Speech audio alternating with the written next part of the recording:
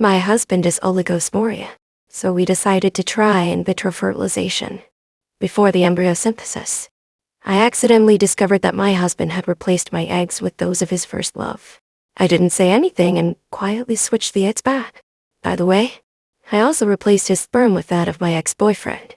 25 years later, Rose came to find my daughter, crying pitifully, claiming that I was her biological mother. That day, my daughter Amy and I returned from abroad after inspecting a medical project and were stunned to see the house bustling with activity. Relatives whom I rarely see, not even a shadow, were all gathered here today. This scene really made me wonder if the Walker family was holding a family conference. The most eye-catching was Rose, sitting in the middle of the sofa, crying with snot and tears. My husband, James Walker, who usually isn't home, was at that moment holding her with a pained expression, softly comforting her. I raised an eyebrow slightly, set my suitcase aside, and asked James, "What day is it today? Why is it so lively?" Amy followed closely behind me, arms crossed coldly, staring disapprovingly at Rose. She seems to have faintly sensed the true identity of this woman. Mrs. Walker sat at the head of the table, her expression grim, as if she had something to say but found it hard to speak. Before James could say anything, Rose rushed towards Amy with tears in her eyes, crying, "My dear daughter, I am your real mother."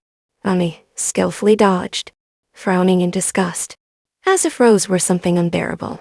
She took a step back and coldly said, "My mom is Hannah. This child is truly my little treasure." I held Amy's hand, gave her a comforting look, and then raised my hand to slap Rose hard. The crisp sound echoed in the living room. "Don't go around claiming relatives," I said coldly, my gaze sharp as a knife. James suddenly stood up, anxiously helping Rose, pointing at me and shouting, "Hannah, have you lost your mind? How dare you hit Rose?" He raised his hand, seemingly about to strike me. Amy was quick to react, stepping forward and slapping James. "How dare you hit my mom?" Amy's voice was not loud, but it carried a firm authority. James froze, filled with anger, raising his hand to retaliate against Amy. Rose suddenly grabbed him, pretending to cry. James, don't hit her. That's our daughter." Her motherly demeanor made me feel a wave of disgust. James lowered his hand, glaring at Amy in anger, thinking, "If she weren't your biological mother, I would teach you a lesson today." Amy sneered coldly and retorted, "Oh, I would love to see what you can do to teach me a lesson." Her sharp gaze was exactly like mine when I was young. Feeling secretly pleased, I thought, indeed, she is my daughter. At this moment, an elder from the Walker family coughed, trying to calm the chaotic situation. "Everyone, quiet down." His deep voice carried an undeniable authority. Gradually, everyone quieted down, their attention focused on the elder. He looked at James and asked, "James, you called everyone here. What is the matter?"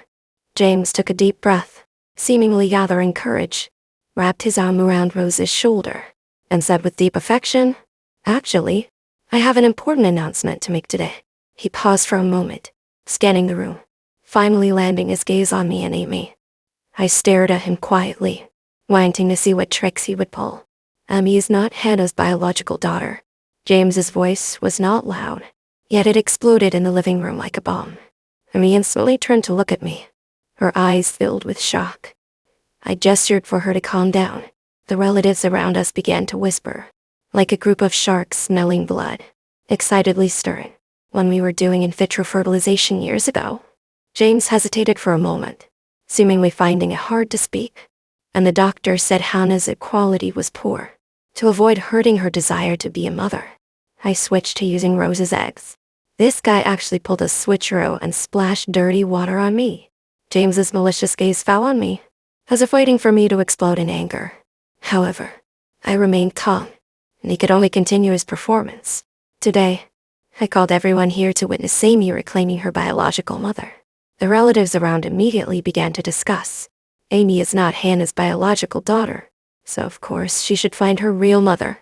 Yeah, this non-egg-laying hen has occupied the position of the Walker family's daughter-in-law for too long. It's time for her to step aside. Hannah has been monopolizing the Walker family's resources for years. Now that the truth is revealed, She should step down. Hearing these words, I couldn't help but stare inside. These scheming relatives, who I have cleared from the company's management in recent years, can only survive on year-end bonuses and harbor resentment towards me. They are now eager to watch, hoping for a fallout between James and me, so they can return to the company and get a share. Amy looked at those greedy relatives without any disguise and held my hand tightly. I spoke up, saying Amy is my biological child and will always be my daughter. The voice was not loud but was firm and powerful. Rose pretended to be helpless, choking back tears, and said, "Sister, how long will you continue to deceive yourself?" I am not deceiving myself. Amy is indeed my daughter. Do James and Rose really think they can fool me? Back then, James had a low sperm count, and we decided to try before the embryo was synthesized. I accidentally discovered James secretly tampering with my egg storage cabinet with a nurse, and I heard him proudly calling Rose to tell her he had swapped her eggs. At that time, I didn't lose my temper. I silently turned around and gave the doctor $1 million, asking him to exchange it for the extra eggs I had previously retrieved. I even kindly asked the doctor to replace James's sperm with that of my ex-boyfriend. On the day the embryo was formed, James and I witnessed the birth of a miracle together. He was so happy, probably thinking that it was his child with Rose. Looking at his silly expression, I couldn't help but laugh inside. All these years, I've watched him treat Amy like a clown, and it felt so satisfying inside. He wanted to scheme against me, but he didn't expect to be an accidental father for over 20 years. At this moment, James interrupted my memories, mocking me for being stubborn like a dead duck. He said, "Although Amy was born from my body, the eggs were not mine. Her biological mother is Rose." I spoke calmly, yet with a hint of provocation. "Are you daydreaming? If you don't believe me, we can do a paternity test." James's tone was firm. "I still want to divorce you. Do you think I would be a submissive fool, threatening me to marry you? After being with you for 25 years, I can no longer tolerate you." When he proposed divorce, he actually showed a look of joy on his face. It seems he has been thinking about this for a long time. He actually dares to say that I have been merciful to him. After being married to him for 25 years, I feel like I've been a whale. While I raised the kids alone, he was enjoying romance with Rose. While I was struggling in the business world to support the Walker family, he was indulging in pleasure at entertainment menus. However, he was wrong about one thing. I didn't willingly become his sycophant out of love. I married him just to gain the status of Mrs. Walker and to take control of the Walker Group. And now, the Walker Group is completely under my control. So, James is no longer of any use to me.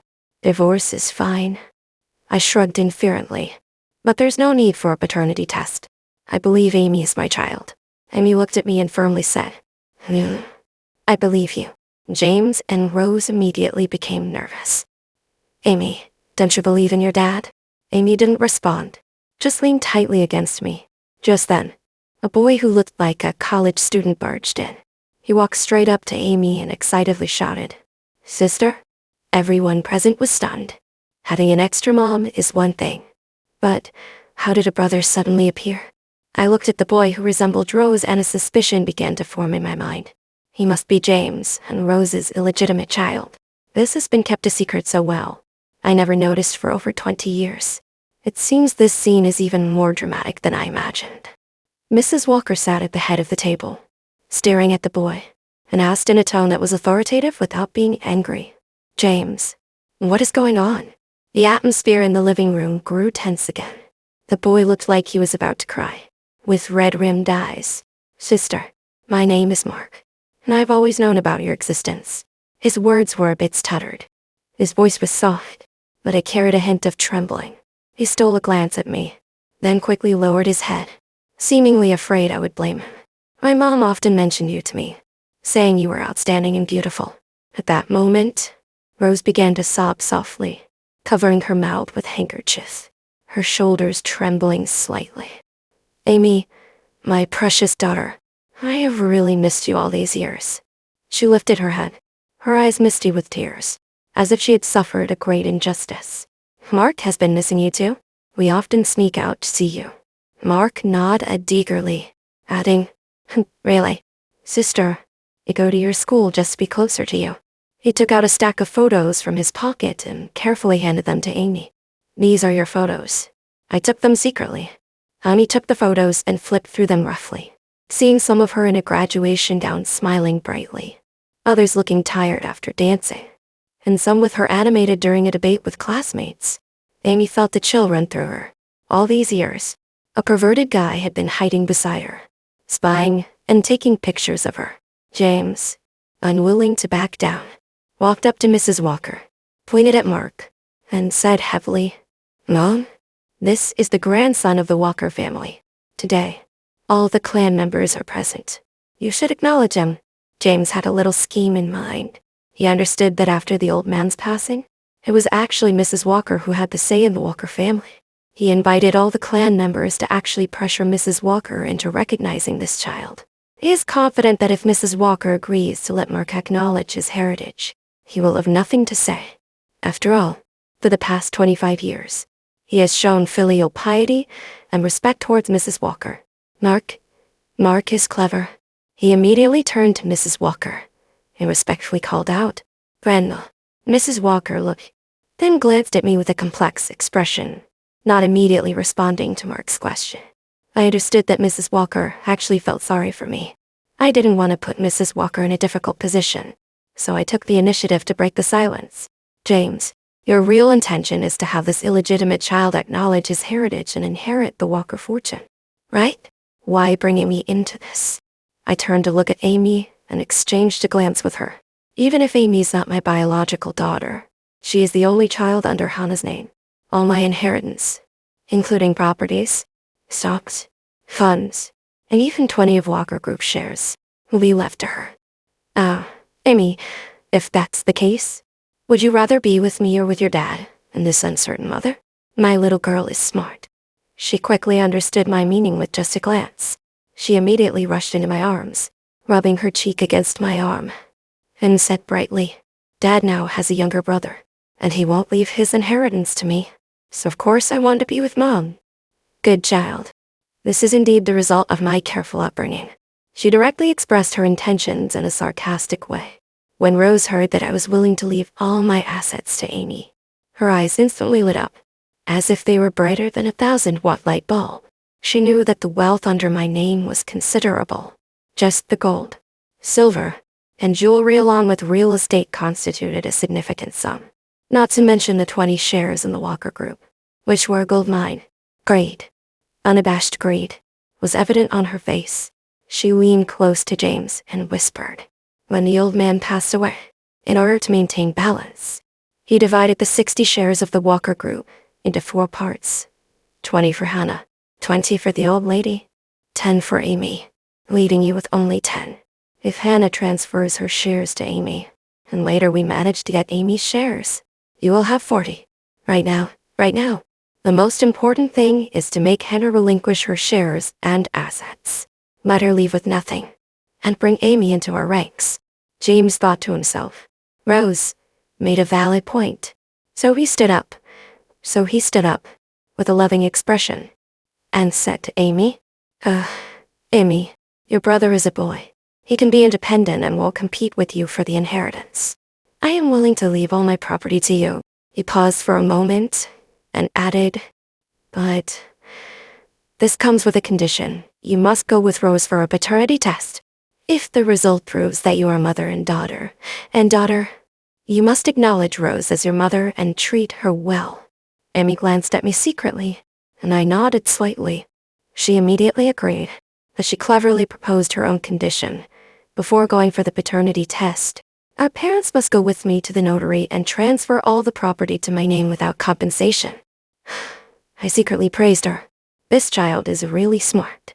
What you actually receive is what matters. Verbal promises cannot be trusted. Now, the onlooking relatives were extremely excited.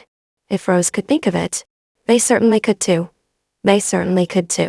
Each one rubbing their hands together as if they could see countless treasures beckoning to them. James didn't understand how to manage it. If the Walker Group were under his name, wouldn't that give them free reign over it? All right. That's the way to go. A clan member took the lead in cheering. "I will contact the notary public immediately." Another clan member took out their phone and started dialing. A group of people lively and lively, as if celebrating some joyous event. Meanwhile, Mrs. Walker looked worried and stopped, saying, "Child, could you reconsider the matter of the gifted property?" I smiled and shook my head, reassuring her, "No, don't worry. I know what to do." Mrs. Walker has always understood my capabilities, and seeing me calm, she stopped persuading me. With everyone's assistance, all the properties under James is in my name, except for each person's living expenses of $50,000, were transferred entirely to Amy's name. In the notary's office, James and Rose looked at Amy with affection, as if envisioning her leading the Walker Group to greatness in the future. Smiling happily, I watched them daydream and glanced at my daughter, who had suddenly become a billionaire, and couldn't help but smile. However, relying solely on James's generosity wasn't enough. I needed to find a way to extract more from Rose. "Rose, didn't you say you love Amy? Why not express your stance?" I asked dismissively, my gaze sweeping over Rose's meticulously made-up, seemingly natural face. "Over the past 20 years, I've raised Amy for you and spent millions. I don't need your compensation. Just give the money to Amy. After all, I love her the most." Amy seized the opportunity to interject. "Aunt Rose, you've been with my dad for over 20 years. Isn't there a few million involved? Since we're at the notary, do you want to pledge your loyalty to me? Otherwise, I might suspect that you don't really love me and just want to acknowledge me for the benefits behind the Walker family." Her expression instantly froze, caught in a dilemma. She felt pain to give money, but feared Amy would doubt her intentions if she didn't. Reluctant to let go of the child, Rose gritted her teeth, took out a card from her bag, and handed it to Amy. "Amy, of course. Mommy loves you. This is $5 million. Money that Mommy has saved for over a decade." Amy accepted the bank card without hesitation, and immediately called the notary for verification. Rose smiled faintly beside her, but the smile seemed somewhat twisted, as if she had endured some pain. The appraisal agency was chosen by James. He worried I might tamper with the results, so he selected the most authoritative national judicial appraisal institution. I scoffed, thinking to myself that he was really being too clever for his own good. At the identification center, after the staff collected blood samples from me and Rose, I requested that they also collect James's blood for testing. James looked at me in shock. "Hannah, are you crazy? I mean, it isn't undoubtedly my child." I smirked, feeling secretly pleased. Since we were already here, we might as well do it.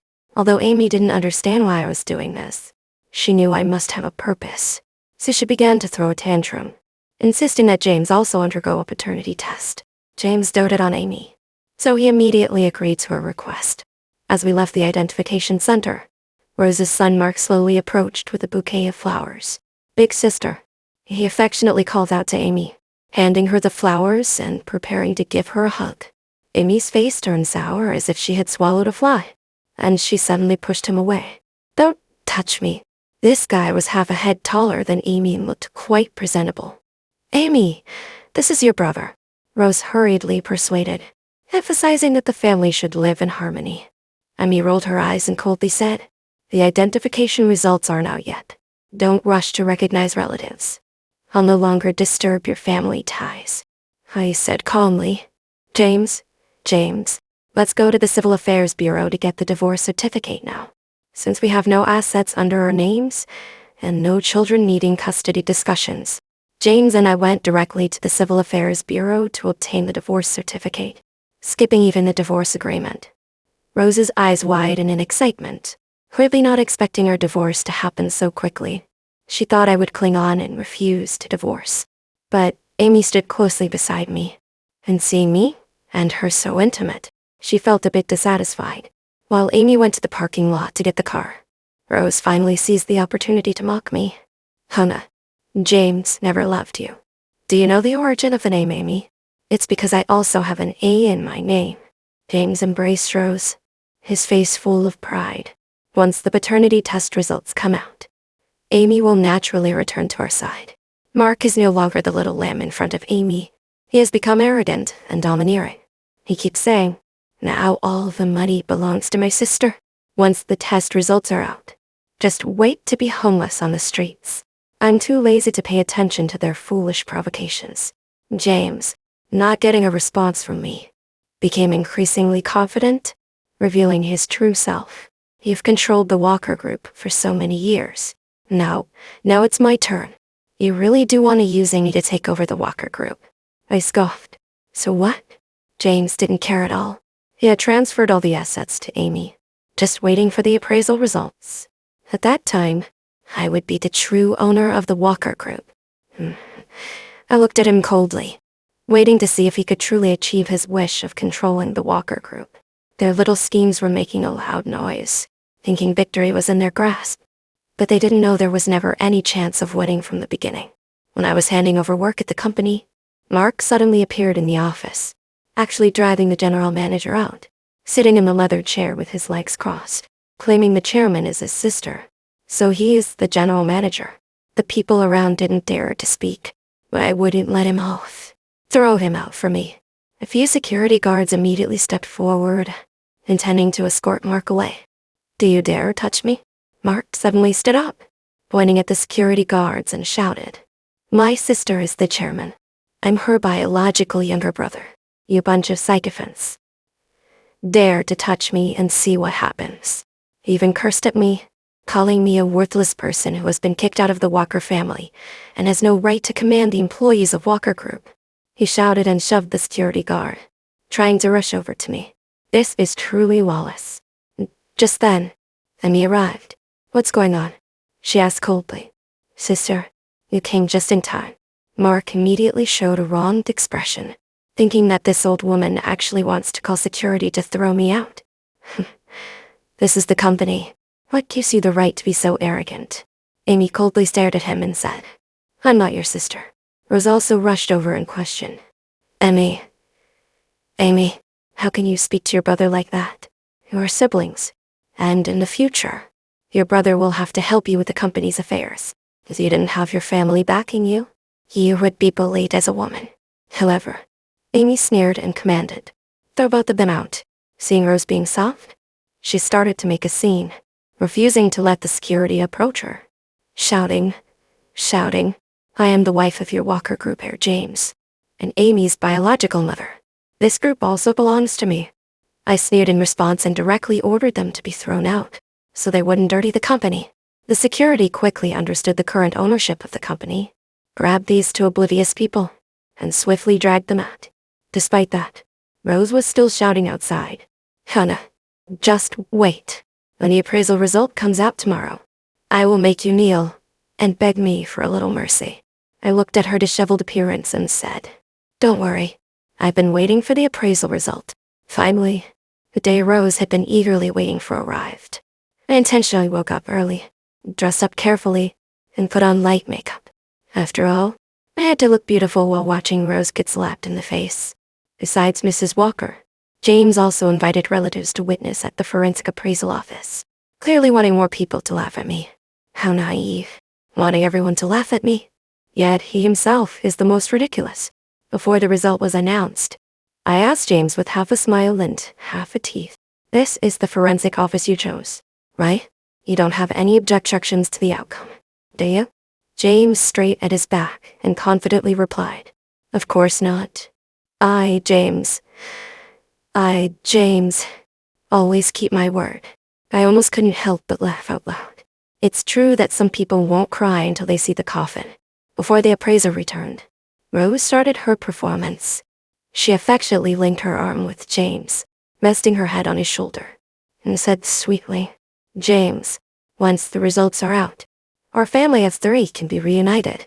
After she finished speaking, she shot me a provocative glance. I chose to ignore it and turned to look at Amy. As expected, Amy also wore a cold expression, completely disregarding Rose's performance. Rose faced the cold shoulder and showed a hint of embarrassment, but she quickly adjusted her expression and turned to Amy, saying, From now, I'll be your mom. So if you want anything, just tell Mom. As she spoke, she took out a delicate small box from her bag and handed it to Amy, saying, This is a necklace I bought for you. A gift to recognize our relationship. Do you like it? Amy didn't even look at it and coldly replied, I don't need it.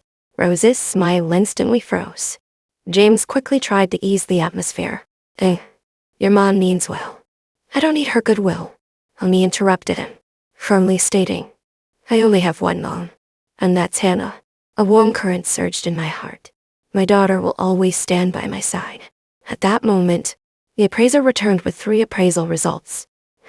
Rose, James, and Mark immediately perked up, their eyes fixed intently on the documents in the appraiser's hands. Those eyes were like hungry wolves staring at their prey. They looked at me triumphantly, as if in the next second, I would be disgraced while they can enjoy wealth and glory. I couldn't help but want to laugh. The appraiser and the document bad, and Rose's breathing quickened, her red painted nails digging tightly into James's arm. James was so excited that his hands trembled slightly, his face turned red, as if he was about to explode at any moment. He muttered, we can finally be together openly as a family.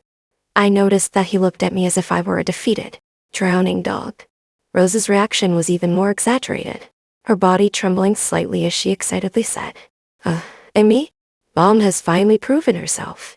That fool Mark couldn't wait to rush in front of Amy, shouting, Sister, once we get back to Walker Group, you'll have to arrange for me to be the general manager immediately. I'm your biological brother. Only it will genuinely help you. He acted as if it was a given, as if Amy would definitely meet his demands, and that the position of general manager was already his. I watched their embarrassing situation and couldn't help but chuckle to myself. Until the very last moment, it's still unknown who the real clown is. The appraiser cleared his throat and began to announce the results. He deliberately paused, making Rose and James even more anxious, stretching their necks as if they wanted to press their ears against the appraiser's mouth. The onlooking members of the Walker family also held their breath, each with different expressions, waiting for my joke. The results showed that there is no parental relationship between Ms. Rose and Ms. Amy. The air seemed to freeze instantly. James's eyes wide, and as he screamed hysterically, incredulously shouted, This is impossible. He was convinced that there must have been a mistake. Rose also screamed, in disbelief. How could this happen? How could there be no parental relationship? Her face instantly turned pale, and her carefully applied makeup couldn't hide her fear. Are you sure you're not seeing things because of presbyopia? Let me see. Mark snatched the report, and after carefully reading the results, he sat back down in his chair, murmuring to himself, How could this be? I had the examiner read aloud the paternity test report between me and Amy. The results showed that Amy and I are indeed biological mother and daughter. There was an immediate uproar around us. James seemed to be struck hard, muttering in shock, Impossible. I saw that Amy, Mrs. Walker, and everyone present looked confused. So I kindly explained, I saw what you did back then, so I quietly swapped my eggs back. I glanced at James's increasingly ugly expression and added, By the way, I also swapped your sperm with my ex-boyfriend's. This news left the entire room in stunned silence. Mrs. Walker suddenly looked up, her cloudy eyes filled with shock. I looked directly at James and said slowly, Amy is not your child. Congratulations. You've been an unexpected dad for over 20 years. After hearing this, James angrily snatched the report from the appraiser's hands. In a moment he saw the results. His eyes turned blood-red as he charged at me, wanting to hit me. Bitch, he roared. The bodyguard behind me reacted quickly, immediately blocking him and pushing him harshly to the ground. I looked down at him from above, my gaze filled with coldness. Upon hearing the news, Rose clung to James like she had grasped the last straw, rushing to his side and shouting, James, if Amy isn't yours, then she doesn't count as a Walker child. The heir can only be Mark. Her bright red nails almost dug into James's skin. James finally understood, suddenly raising his head, a fierce look flashing in his eyes. He stumbled to his feet and walked over to a stunned Mrs. Walker. Mom, relatives, you all heard and saw it. Amy is not my child. He pointed at me, spitting as he shouted hoarsely. She is Hannah's love child with her ex-boyfriend. We can never let the Walker family's wealth fall into the hands of outsiders. Rose and her son also started shouting. Right, get that little brat Amy out of here. The heir of the Walker family can only be me. Mark, The usually composed Mrs. Walker gradually recovered from her shock. She ignored James, her expression complex and difficult to understand. She rarely lost her composure, trembling by asking me, "Hannah, is it true?" Seeing her like this, my eyes involuntarily became wet. It is true. James was dissatisfied with Mrs. Walker's reaction, urgently shaking her hand. "No, you quickly say the error is marked." Mrs. Walker had calmed down. She gently brushed aside his hand and asked calmly, "Do you know who Hannah's ex-boyfriend is?" James, anxious and fidgeting, replied, "Who cares about that? Anyway, Amy is not one of us Walkers. Actually, Hannah's ex-boyfriend is your older brother Thomas. So Amy is still a child of the Walker family and the only legitimate heir." Mrs. Walker's words were like a bomb, instantly causing a stir among everyone. Everyone knows the tradition of the Walker family. Only the legitimate children of the first wife can inherit the family business. Only when this line is extinguished can illegitimate children have a chance. Mrs. Walker fixed a sharp gaze on James, warning him that after Thomas's incident, the old man had no choice but to bring him back home. "James, don't forget your identity," reminded by Mrs. Walker. James's face immediately turned pale. His name, James, was given by his disreputable mother.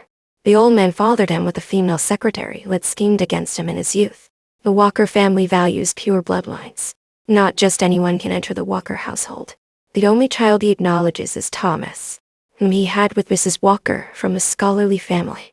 Aside from regularly paying child support, the old man completely ignored him. However, fate took a turn when Thomas, the heir the old man had carefully nurtured, had an accident during a site inspection and became a vegetable. In desperation, the old man turned his attention to James. He proposed a condition. If James wanted to return to the Walker family, he must marry me, as my father had once saved the old man's life. There are no feelings between James and me. He still harbors the shadow of his first love and is unwilling to marry me. But he also understands the benefits of returning to the Walker family. Thus, under the pretense that I seem to have affections for him, he ultimately chose to marry me. At first, Rose had little faith in the destitute James, but when he transformed into the young master of the Walker family, she agreed to be his mistress. James has been quite devoted to Rose. The reason we are pursuing Ive is not only because he is low sperm count, but also because he wants to remain faithful to Rose and doesn't touch me at all. The two originally planned to take over the Walker family after the old man's death, but did not expect him to have a backup plan, dividing his shares into 4 parts for mutual checks and balances, and appointing me as the chairman of the Walker group, prohibiting James from taking any position in the company. As a result, James could only rely on his shares to receive dividends at the end of the year.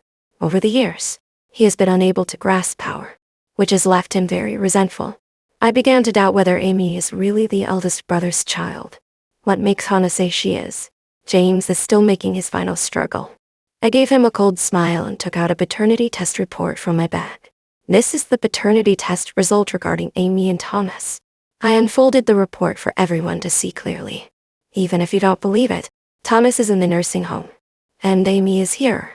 Everyone can request on-site sampling from a national-level testing agency for verification. Amy is truly of Walker blood. I believe everyone will be convinced. Rose and her son were left stunned. They never expected that Amy was actually Thomas's child. Mrs. Walker still appeared calm, but a glimmer of tears flashed in her eyes. The relatives began to whisper among themselves. It turns out, Amy is Thomas's child. In other words, Amy is the true heir of the Walker family. And James, this illegitimate son, seems destined to be unable to inherit the Walker family's wealth. Their gazes towards James were filled with contempt. James seemed to have lost all strength, slumping to the ground with a vacant expression. He didn't let Amy acknowledge Rose as her mother, and even gave all the assets to her. Rose and her son also looked devastated and wilted. The relatives gradually realized that James was not their match at all. Following James would bring no benefits at all. So, they all got up and hurriedly left. James stared at me, as if pondering something, then stood up, bearing humiliation, and walked over to me with a fawning expression, saying, "Hannah, I know you love me. It's just that I've upset you by fooling around outside, right? I promised to cut ties with Rose. Can you let me return to the Walker family? I looked at him, filled with pity, and slowly said, James, you're wrong. I have never loved you. His face instantly turned pale. What? What did you just say? With trembling lips, he continued to ask, then why did you always look at me so obsessively before? Are you still insisting on marrying me? I explained coldly. I looked at you because you resemble Thomas. I was just using your appearance to comfort myself. As for marrying you, it was to protect Thomas's legacy. You replaced Thomas as the young master of the Walker family. And I married you to become the daughter-in-law of the Walker family, allowing me to smoothly enter the Walker group and prevent a usurpation by the side branches. You must be very curious why Thomas was my ex-boyfriend? Why did the old man prefer to entrust the management of the Walker group to me, rather than to you, his blood-related son? Why has Mrs. Walker treated me as her own for all these years? You didn't live in the Walker family when you were a child, so you wouldn't understand. Although I grew up in the countryside, every year during the winter and summer vacations, the old man would bring me to the Walker family's villa to thank my dad for saving his life. My first love with Thomas has long been deeply rooted. Mrs. Walker treats me as her own, and the old gentleman has been nurturing me as Thomas's ideal partner. We received the best elite education. I couldn't help but laugh. It was like watching a fool. It's truly ridiculous that you think I'm just a country girl, climbing up to the Walker family thanks to my ancestors' kindness, and naively believing that I love you. James stood there, stunned, as if struck by lightning. He always thought I loved him to death, but now he finally understands that he is just a pathetic substitute. Everything he has is built on lies, and now, with the lies exposed, he has nothing. James completely broke down. We'd been playing a part for a full 25 years.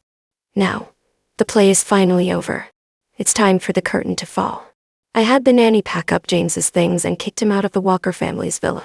Mom, I previously collaborated with a foreign medical institution on a project to study how to stimulate the nerves of comatose patients to promote their awakening. Mrs. Walker suddenly lifted her head, a glimmer of hope shining in her eyes. You mean, Thomas has undergone several treatments, and his brainwaves are very active. The doctor said he will wake up soon.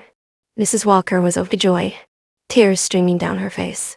Thomas, my Thomas, James, who was kicked out of the Walker house, wandered the streets like a lost dog. 25 years of false prosperity collapsed in an instant. He returned to the apartment he once bought for Rose, but Rose was not welcoming. It's all your fault. Now we have nothing. James suddenly turned around, his eyes reddening. Blame me? If you hadn't changed the eggs back then, would it be like this today? Rose was stunned. She didn't expect James to shift all the blame onto her. Didn't you agree back then? She retorted. James suddenly grabbed her arm, a force making her fearful. Shut up, he shouted. What's the point of saying this now? We are out of money. Do you know? How can we live with only 50,000? Rose struggled hard and finally shook off his hand. Then what should we do? We can't just go work, can we? James weakly let go of his hand and said dejectedly, Yeah, what should we do? He was used to a life of luxury, used to being pampered, but now he had nothing. Suddenly, Rose had a flash of inspiration. 5 million. I still have the 5 million I gave to Amy. Hope sparkled in her eyes. James's eyes lit up. Let's go. Go find Amy. They stumbled their way to Amy's apartment and rang the doorbell for a long time before Amy slowly opened the door. Seeing the two of them, there was not a trace of surprise on her face. What are you here for? She asked. Rose pushed Amy aside and rushed in. Give me back my money. Amy smiled coldly. On what basis? Rose pointed at Amy, trembling with anger. That's my money. Amy sat comfortably on the sofa, crossing her legs. Ms. Rose, that 5 million has been notarized as a gift to me, so I don't need to pay you back. Rose felt a darkness before her eyes and was too angry to speak. She pointed at Amy, felt a sharp pain in her chest, and ultimately collapsed weakly. James was stunned and frightened. Rose! Rose! He rushed towards Rose, holding her tightly, shouting desperately. Amy, seeing this, felt a pang of guilt but still called 120. Then, She continued to flip through the book as if nothing had happened. James and Rose complained to each other about not getting the money. After spending the $50,000, James had no money left. Rose couldn't possibly use her remaining tens of thousands of private savings to support James. She urged him to find a job or she would kick him out. I kindly called a headhunter to help James find a job. After a while, I invited Amy to dinner. On the way, I hummed a little tune, feeling cheerful. Amy curiously asked me why I was so happy, and I said, because there's a good show to watch later. We were sitting in a private booth on the second floor, and through the transparent glass, Amy saw James, who never used to cook, now wearing a chef's uniform and busy cooking on the first floor. She raised her eyebrows at me, meaning, is that it? I smiled and told her to be patient. Things were far from over. Before long, Rose walked into the restaurant with a handsome man with a good figure, looking very close and laughing continuously. James also noticed this scene, and his expression instantly became serious. Rose? What are you doing here? However, Rose completely ignored him and continued to laugh with that man. James's voice unconsciously rose a few notches. Rose, I'm asking you what you're doing. At that moment, Rose impatiently looked up, glancing at him sideways, and asked, What? Of course, I'm here to eat. Can't you tell? James pointed at the man, angrily saying, You with him? Rose suddenly laughed, nearly toppling over from laughter. What about me and him? Am I bothering you? James's face turned as red as a liver. He is my boyfriend, Rose responded without hesitation. What? Is that a problem?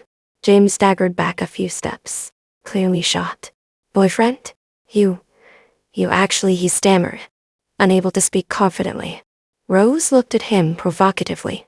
I'll tell you, James, I have been with Steve for over 20 years. The money you gave me was all used to support him. She paused for a moment and continued. And Mark is also my son with Steve. James's complexion drained instantly, as if his soul had been sucked out. He stared at Rose, his eyes filled with disbelief and despair. Steve beside him laughed derisively.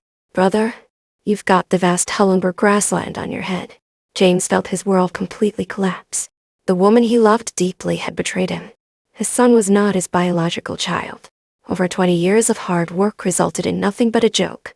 He quickly returned to his work position, grabbed a knife, and charged at Rose, stabbing at her as if he had lost his mind. His roar tearing through the air. You bitch. You ruin me. You ruin everything for me. Rose's scream pierced the night sky, and blood instantly stained her clothes. Amy watched the tragedy in horror, while I leisurely sipped my tea. The police arrived quickly and took James away. Amy asked me in shock. Is this the show you wanted me to see? I put down my teacup and solemnly told her, Amy, today Mom teaches you not to show mercy to your enemies. James and the others just wanted to seize the property and drive him out of the house.